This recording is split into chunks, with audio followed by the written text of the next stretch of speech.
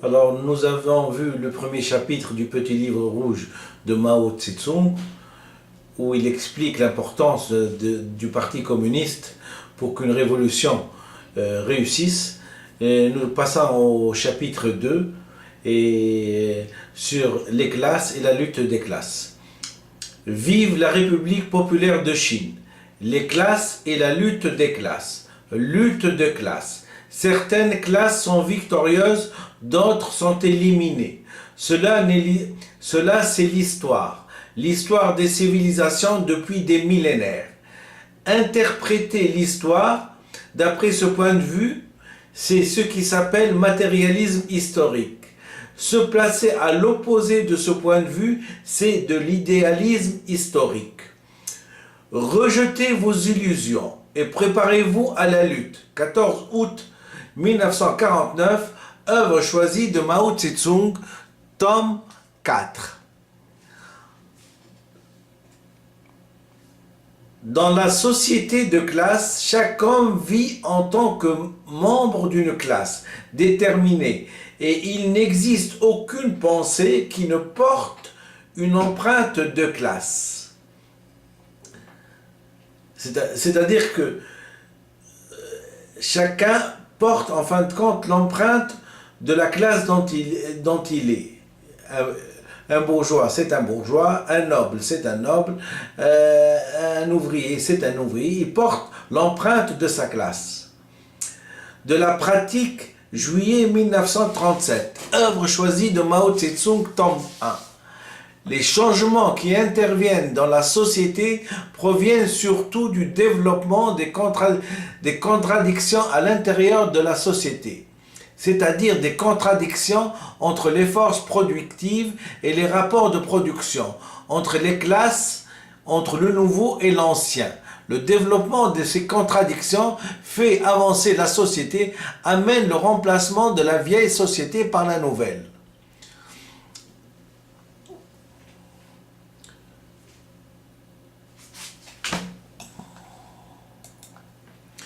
Vive la République populaire de Chine, de la contradiction, août 1937, œuvre choisie de Mao Tse-tung, tome 1.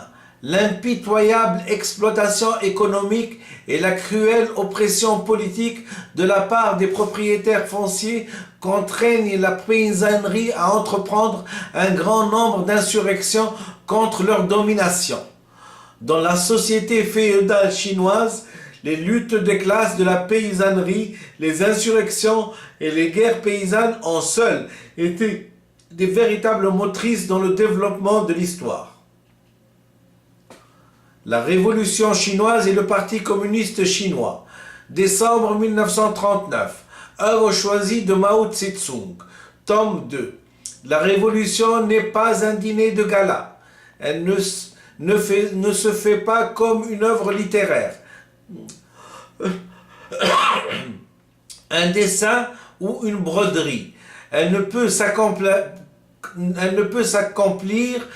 avec autant d'élégance, de tranquillité et de délicatesse, ou avec autant de douceur, d'amabilité, de courtoisie, de retenue et de générosité d'âme. La révolution est un soulèvement, un acte de violence par lequel une classe en renverse une autre. Je vais vous relire ce paragraphe. Vive la République populaire de Chine, de la contradiction, août 1937, œuvre choisie de Mao Tse-tung, tome 1. L'impitoyable exploitation économique et la cruelle oppression politique de la part des propriétaires fonciers contraignent la paysannerie à entreprendre un grand nombre d'insurrections contre leur domination. Dans la société féodale chinoise, les luttes de classe, de la paysannerie, les insurrections et les guerres paysannes ont seules été des véritables forces motrices dans le développement de l'histoire. La Révolution chinoise et le Parti communiste chinois, décembre 1939, œuvre choisie de Mao Tse-tung, tome 2. La Révolution n'est pas un dîner de gala. Elle ne se fait pas comme une œuvre littéraire, un dessin ou une broderie, Elle ne peut s'accomplir avec autant d'élégance, de tranquillité et de délicatesse, ou avec autant de douceur, d'amabilité, de courtoisie, de retenue et de générosité d'âme. La révolution est un soulèvement, un acte de violence par lequel une classe en renverse une autre. Vive la République populaire de Chine. Rapport sur l'enquête menée dans le Hunan à propos du mouvement paysan. Mars 1927. Œuvre choisie de Mao Tse-tung, tome 1. Chiang Kai-shek cherche toujours à arracher au peuple la moindre parcelle de pouvoir, le moindre avantage conquis. Et nous, notre politique consiste à lui riposter du tac au tac. Et à nous battre pour chaque pouce de terre. Nous agissant à sa manière, Chiang Kai-shek cherche toujours à imposer la guerre au peuple, une épée à la main gauche, une autre à la main droite. À son exemple, nous prenons nous aussi des épées. Et comme Chiang Kai-shek affile maintenant ses épées, nous devons affiler les nôtres. Aussi. Vive la République populaire de Chine.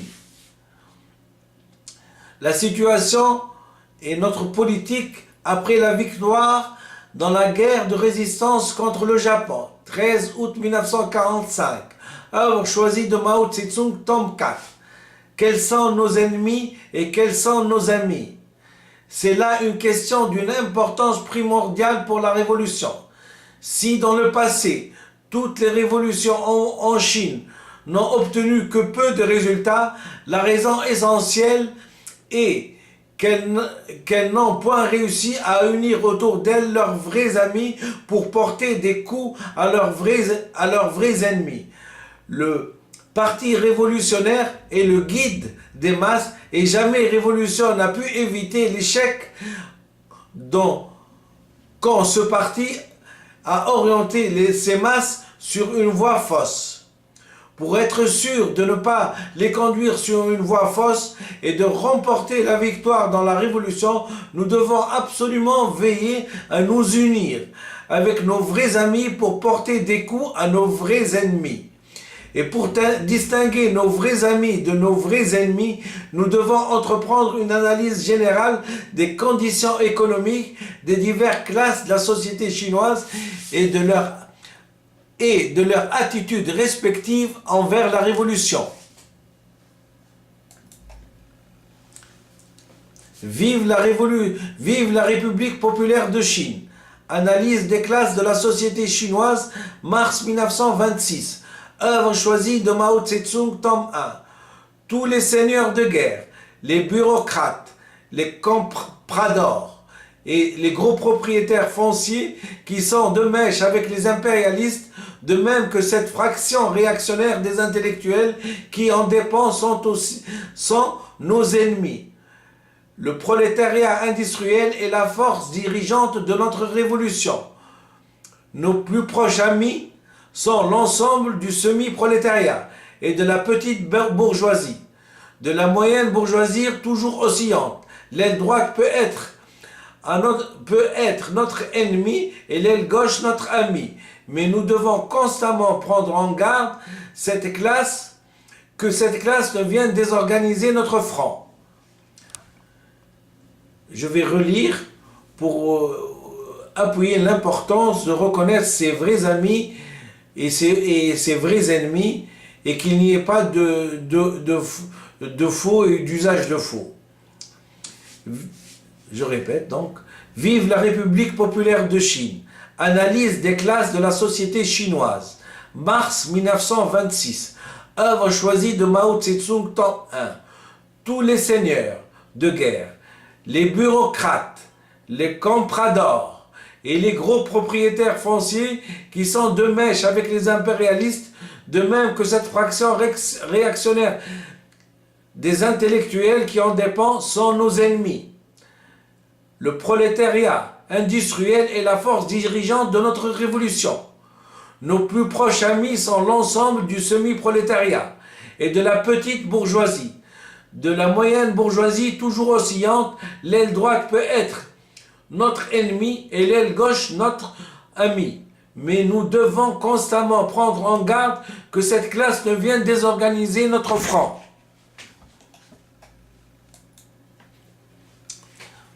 Vive la République populaire de Chine.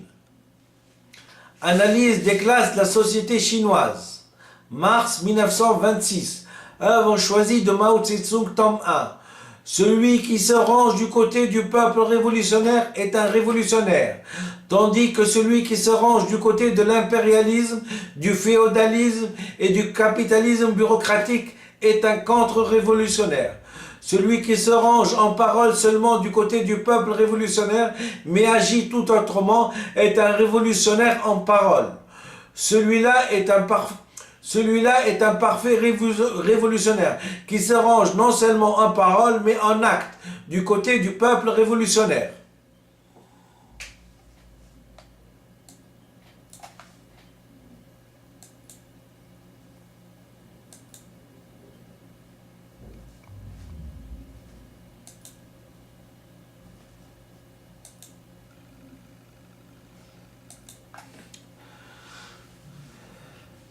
Vive la République populaire de Chine. Analyse des classes de la société chinoise. Mars 1926. Œuvre choisie de Mao Tse-tung, tome 1. Celui qui se range du côté du peuple révolutionnaire est un révolutionnaire, tandis que celui qui se range du côté de l'impérialisme, du féodalisme et du capitalisme bureaucratique est un contre-révolutionnaire. Celui qui se range en parole seulement du côté du peuple révolutionnaire, mais agit tout autrement, est un révolutionnaire en parole. Celui-là est un parfait révolutionnaire qui se range non seulement en parole, mais en acte du côté du peuple révolutionnaire. Allocution de clôture à la deuxième session du Comité national de la conférence consultative politique du peuple chinois, 23 juin 1950. Vive la République populaire de Chine. En ce qui concerne qu'il s'agisse d'un individu, d'un parti, d'une armée ou d'une école, j'estime que l'absence d'attaque de l'ennemi contre nous est une mauvaise chose, car elle signifie nécessairement que nous faisons cause commune avec l'ennemi. Si nous sommes attaqués par l'ennemi, c'est une bonne chose, car cela prouve que nous avons tracé une ligne de démarcation bien nette entre l'ennemi et nous. Et celui-ci nous attaque, si celui-ci nous attaque avec violence, nous peignons sous les couleurs les plus sombres, et nous peignons sur les couleurs les plus sombres et nous dénigrons tout ce que nous faisons, c'est encore mieux, car cela prouve non seulement que nous avons établi une ligne de démarcation nette entre l'ennemi et nous, mais encore que nous avons remporté des succès remarquables dans notre travail.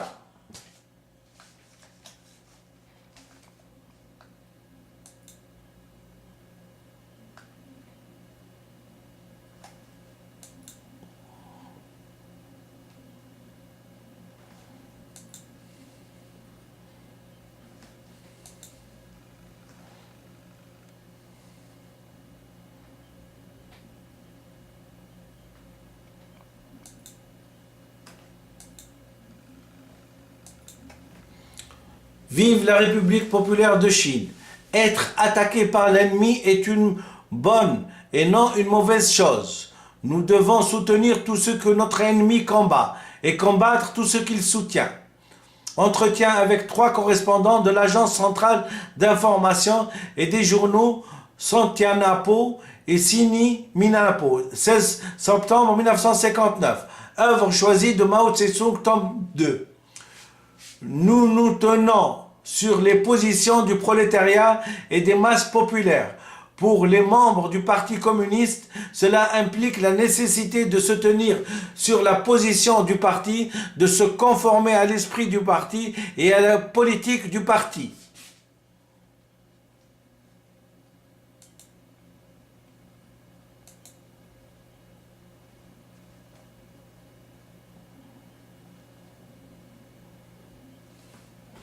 Vive la République populaire de Chine. Intervention aux causeries sur la littérature et l'art de Yenen, mai 1942.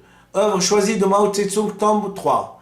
Après l'anéantissement des ennemis armés, il y aura encore des ennemis non armés. Ceux-ci ne manqueront pas de mener contre nous une lutte à mort. Nous ne devons jamais les sous-estimer. Si nous ne posons et ne comprenons pas maintenant le problème de cette façon, nous commettrons les plus graves erreurs. Rapport à la deuxième session plénière du comité central issu du 8e congrès du Parti communiste chinois, 5 mars 1949, œuvre choisie de Mao Tse-tung, tome 4. Les impérialistes et les réactionnaires du pays ne se résigneront jamais à leur défaite. Ils se débattront jusqu'à la fin.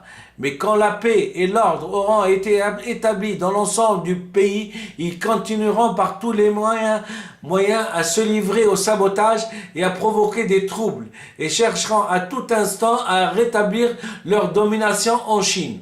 Il est certain et indubitable, nous devons donc absolument pas relâcher notre vigilance.